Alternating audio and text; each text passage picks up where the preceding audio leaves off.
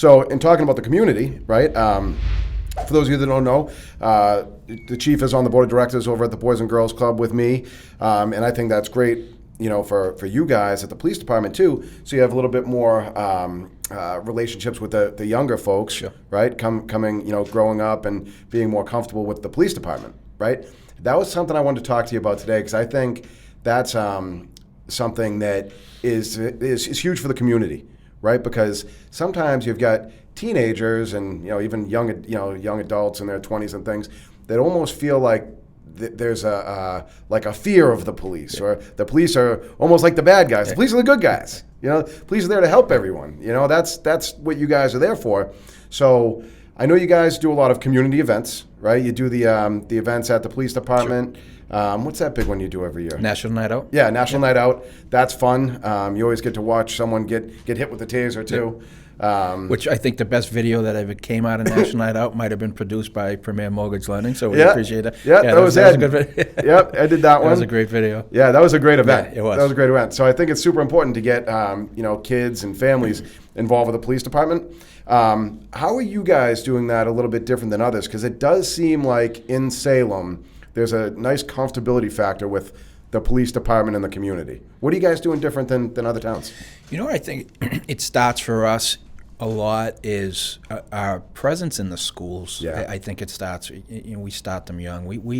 We're fortunate enough that we have 3 school resource officers. Yep. And we've had a long time presence in the schools, Yep. going back to Kevin Nolan, who was one of the original school resource officers. He just officially retired from the Salem Police Department, even from a part-time status after 36 years of serving the community, and he wears his pride on his sleeve. That's awesome. For sure. So, but he started in the high school and got involved with National Association of School Resource Officers, and at one point Salem was the model agency for school resource officers. So we have one in the high school, we have one in the Woodbury Middle School, Yep. and we have one that rotates through the elementary schools. So to have that presence of an officer in the school and being able to go up and talk to them and being able to approach them and see them as a human, see them as, kind of take the uniform off them and see them for who they are as a person, and not just the stigma of, oh, he's a police officer because of the clothes he's wearing on his back. I think that's huge. So I think it really is. So to really have that, and we've had some great people in those positions where it is an open dialogue. It's a first name basis. It's not officer so and so. It's the teenager to Joel, it's the and that to have that's helped. We actually just finished it was a grant program.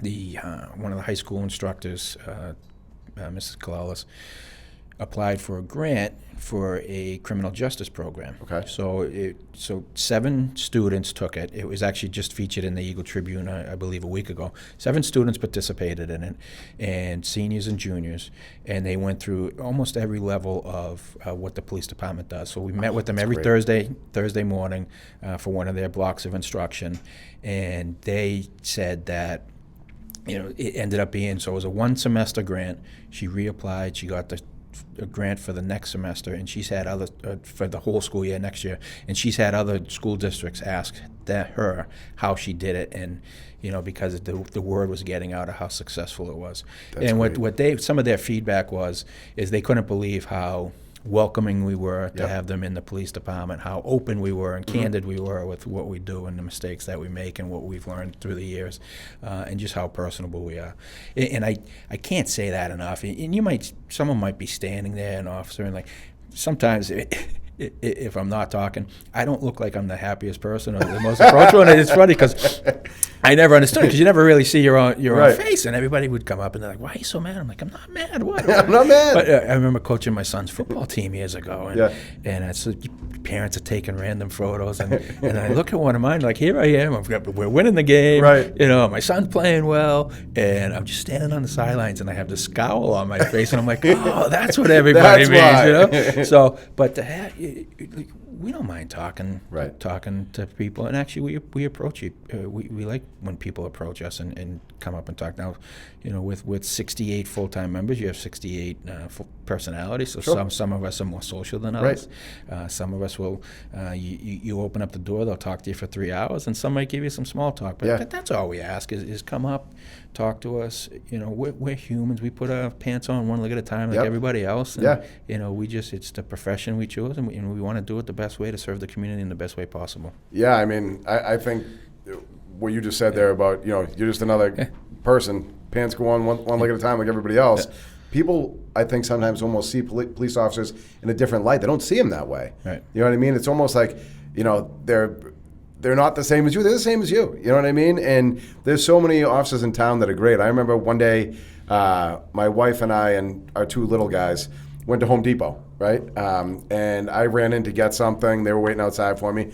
I came out, and there was a police car parked next to the truck, and my 2 little guys were in the back seat, and my wife was talking to the officer, and I was like, that's awesome. You know what I mean? That's great, because he pulled over and just saw them hanging out and just started shooting the breeze and asked them if they wanted to climb in the car, and he was so cool with them, and that type of stuff, and even being in the schools.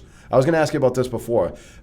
Resource officers. When I was growing up, there was no resource officers. There was no police officers in the schools.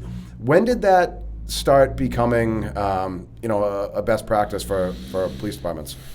It wasn't even when I started, so it was probably later. I want to say end of probably the late 90s, early 2000. It probably took off. I grew up in Lowell, and if there was if there was a police presence, it was because there was a fight or there something was going on. If you saw the police in school, there was a problem. Yeah, something was going on. Something was happening. The rumor mill started going. Once you see them walking the halls, but. So probably late 90s, early 2000.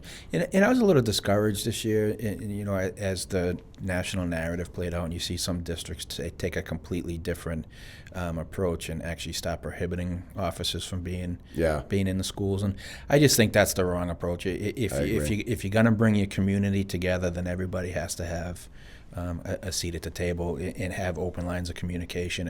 And if the officers aren't in the schools to create fear. The officers are in school just for the opposite reason, to make you feel safe and to build that community partnership. Right.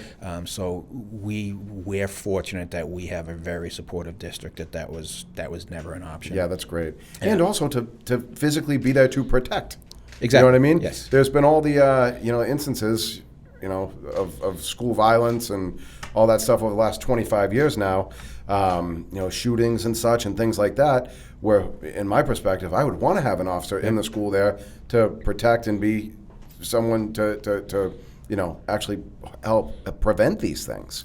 You know what I mean? We can't expect our teachers and school administrators to be able to know how to handle those situations. Exactly. Let's have a law enforcement presence there. That's my perspective. And they could handle it, but that's not their obviously their role is to protect the students, but that's not necessarily their role. No, but I'm saying the teachers, and the administrators, you want to want them to take that on. Yeah, I mean, I wish we didn't even have to have that thought, but we do. Yeah.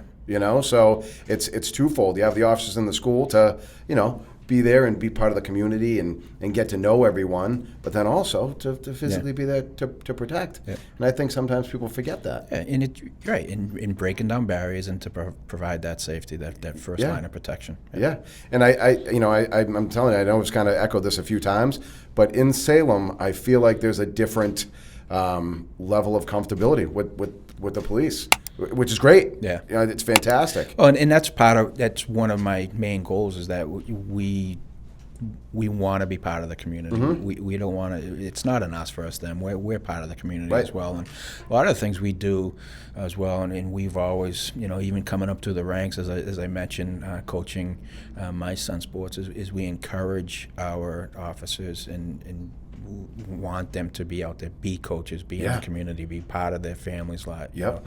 You have it. You can get, it is. You can get caught up in a work schedule where you're doing 60, 70 hours a week, and you're never home. Well, we have a lot of officers that do that, but we very much encourage them to be part of the community, be out there, be involved in activities, be involved in Yep. sports, be involved, get on boards, get on committees. So I think that I think that plays a role as well. Yeah, I agree. I think that's the difference. Yeah. And that's what I wanted to talk to you about, to get an understanding of like why that is. And I think that's it. And you've done a great job, kind of leading these guys so they continue doing that.